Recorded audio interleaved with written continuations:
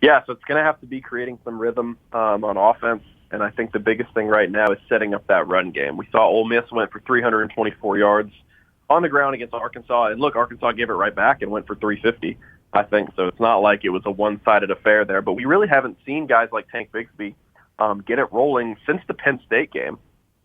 He's averaging 3.1 yards per carry over his last 3 games, and that's really not something we've come to expect from him. You know, he was tabbed as one of the best running backs in America returning to college football this year. So his health has kind of come into question a little bit. Brian Harsin has maintained that that's not really an issue, and all the while we've seen the freshman Jarquez Hunter kind of emerge as a little bit more consistent of a player. But obviously Auburn wasn't really able to do any of that against Georgia. Nobody's really able to run the ball very much against Georgia. And so right now, over the past few weeks, just because Auburn, even in that Georgia State game, they have led for so little of game time.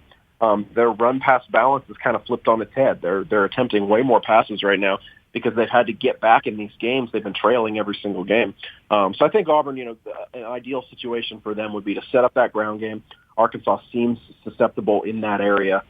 Set that up and have an opportunity to make that your go-to offense.